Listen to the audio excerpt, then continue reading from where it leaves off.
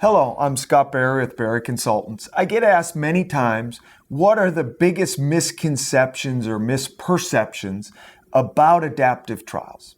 So I thought I'd go to the best resource for this. So I'm going to bring in Barry Consultants. So we'll do a top 10 list. So here they are.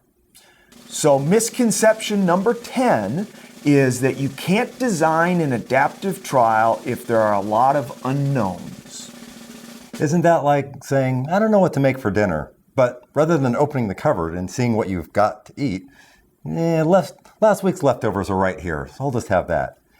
If you really don't know anything, can't you really benefit from an adaptive trial? The point of an adaptive trial is to gain knowledge during the course of the trial and use that to guide the later portions of the trial. If, for example, you really have no idea what the proper dosage for a treatment is, it could be in micrograms, milligrams, even kilograms, wouldn't it be better to explore the range of possible doses before committing the resources for an entire clinical trial to a single dose or two? I think the stumble in logic comes here in that those early patients in the trial are being wasted while we learn and adapt. So we worry that at the end, the sample size that we could have had on the right dose, it could have been higher. But isn't that preferable to having zero sample size on the right dose because we chose that dose before we bothered to learn? What are clinical trials for if not learning? Those early patients are not wasted. They are contributing to our scientific knowledge and ultimately to the public health. Adapt. You can do better than last week's leftovers. Misconception number 9 is that adaptations in adaptive trials require protocol amendments to be made. No, that's simply not true. Adaptations in the trial do not require protocol amendments. Now, you might not know upfront that at the second interim that you're going to drop the low dose, say, for futility. But what you know is that the adaptation plan stipulates that you would drop an arm for futility if the posterior probability of success is too low, like a predetermined threshold. And that's the detail that goes into the protocol. Now, we design a lot of adaptive trials which are based on simulation-based operating characteristics. And these guide the adaptation rules. So all we do is include the set of simulation results along with the details of the adaptation rules and put that in the stat section of the protocol. And that's really all it takes. So again, it's not true. Adaptations in the trial do not require protocol amendments. Misconception number 8 is that adaptive designs allow you to decide later what to do. Some people believe that you don't have to think through ahead of time what might happen during the trial, and instead you can just fly by the seat of your pants and respond to surprises as they occur in whatever way seems appropriate at the time. Now, of course, it is true that you make certain decisions during the trial based on what happens earlier, and after all, that's what an adaptive trial is. However, these decisions during the trial aren't a free-for-all. They're based on careful planning that takes place before the trial begins. When you're designing an adaptive trial, you pre-specify precise rules about how events early in the trial trigger decisions later. These rules are specified unambiguously, and in fact, you use the rules to program a computer to simulate the trial repeatedly. After generating random data that represent the outcomes for imaginary patients, the computer analyzes those synthetic data using an appropriate statistical model, implements the rules you specified to make the decisions that would be made during the trial, and reports how the trial would have concluded. So in reality, in an adaptive trial, you think more carefully and thoroughly about what you might learn during the trial and how you would want the trial to take advantage of that new knowledge to drive adaptations that improve the design. Misconception number 7.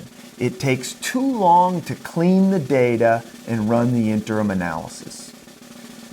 We hear this all the time, that to do an interim analysis, we need to pause the trial, wait till someone cleans up the data, and allow the statistician to have at least a month to analyze it and give us our results. However, if we can get on our phone and get soccer scores from around the globe at a moment's notice, there's no real reason that we can't do the same for our clinical trial results. In most cases in practice, actually, interim execution takes only a few days from the time the interim is triggered to the point where we create a full report. What is needed to execute the interim quickly and efficiently is an interim analysis data set as well as an executable code. The data set itself can be ready to go when the interim is triggered, since Most often, we only need a few key variables to do the analyses, and these variables can be reviewed and cleaned as the data is accruing. The executable code itself has been created months in advance, and it's actually been used to simulate the trial billions of times in the design phase, so it's very well exercised and it's ready to go before the first patient is even enrolled. Misconception number 6. You pay a penalty every time you look at the data. People tend to believe that if they look at the data, they will impact their trial and inflate the type 1 error, so you should just run the trial with your eyes closed. First, putting aside issues of blinding and operational bias, just looking at the data does not impact the trial. Don Barry illustrated this point to me the day after the 2004 presidential election when he declared, "I stayed up all night watching the election returns, but I never managed to change the outcome." So there's no penalty for just looking. If you take action, you may have to account for that in the trial's operating characteristics, but this isn't necessarily a penalty. Adaptive randomization and early stopping for futility may reduce type 1 error. Early success stopping is more of a redistribution where you spend some of your error early rather than saving it all for the end. And frequent interim analyses are highly correlated, so the amount of error spent at each look can be very small. Misconception number 5. The Bayesian paradigm doesn't include the concept of type 1 error. So we hear this one pretty often. Maybe it's because the first thing frequentists do is declare a type 1 error rate and then choose a rejection region to ensure type 1 error is less than that limit. But we can calculate frequentist type 1 error rates for any pre-specified decision rule, whether it's frequentist or Bayesian or even some ad hoc decision rule, as long as no matter what data we might see, we can a priori say what decision we would make based on it. Maybe, too, the misconception exists because Bayesians don't have to write down a null hypothesis, but we can always write down the standard frequentist null hypothesis, for example, that the drug is no better than placebo, and then calculate how often our Bayesian decision rule incorrectly rejects that hypothesis. In fact, I've done this, basically calculating frequentist operating characteristics for all 100 plus Bayesian trials I've ever designed. Sometimes to do this for more sophisticated adaptive trials, we have to use simulation to estimate type 1 error rate. But in a way, this is no different than frequentists using asymptotic theory, which is just an approximation of type 1 error rates for finite-sized clinical trials. Misconception number 4. Adaptive trials are riskier than fixed trials. Actually, I would argue the exact opposite. An adaptive trial is less risky than a fixed trial.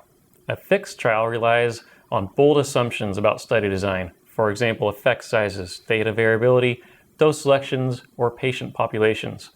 More often than not, these assumptions are wrong.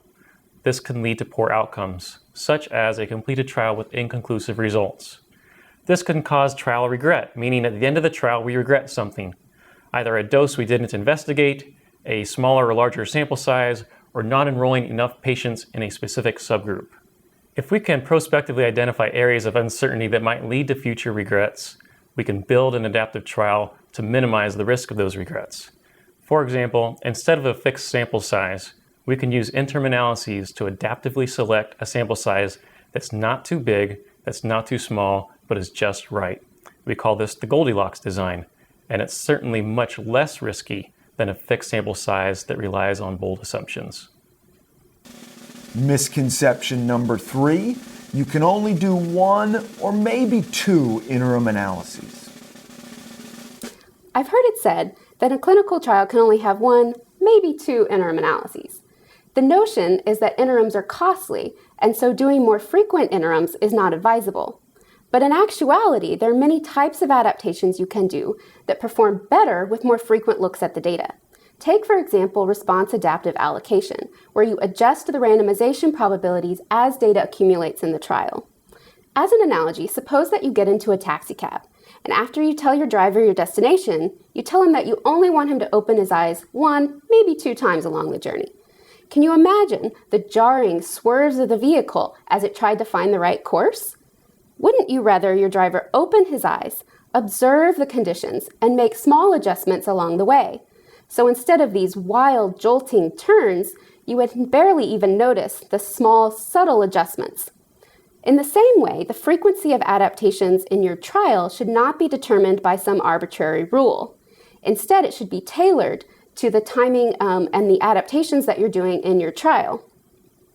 So you can adjust the course as quickly and as frequently as you learn information in the trial, and your ride will be much more smooth. Misconception number 2. Dsmbs make the adaptations.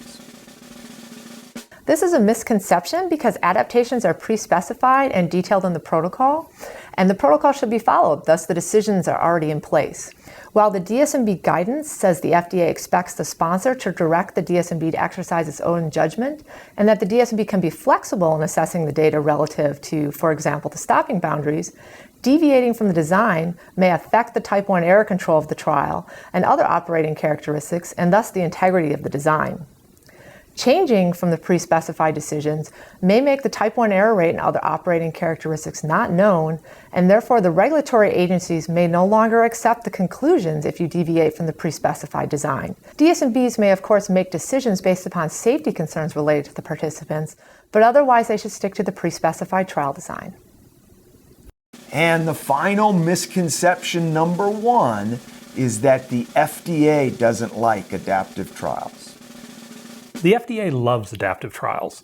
The FDA sponsors conferences on adaptive trials. They have an entire guidance document on adaptive trials. There are specialists at the FDA who present adaptive trials at conferences, on panels, so they're very supportive. This is exceptionally true for exploratory trials, for early phase, trials that are aimed at getting the right dose, getting the right population. Any kind of trial that asks lots of questions, adaptive is tailor-made to do. So the idea in medicine right now of getting the right dose to the right patient at the right time, regulatory agencies understand adaptive trials do this well. What you can expect is extra scrutiny. So they're going to ask questions. That's why you do rigorous trial simulations. So when they ask these questions, adaptive trials are more complicated, but the FDA is going to want to understand them. With the simulations, you can address those concerns. So be ready, answer the questions, and you should be fine. So you can think of this extra scrutiny like the pre-flight checks on an airplane. So they take more effort and it's more involved than say you would do to your car in the morning. But those extra pre-flight checks, what they do is the airplane's much more efficient than your car about getting you where you want to go. So the adaptive trial, like the airplane, it's worth the extra effort. Thank you.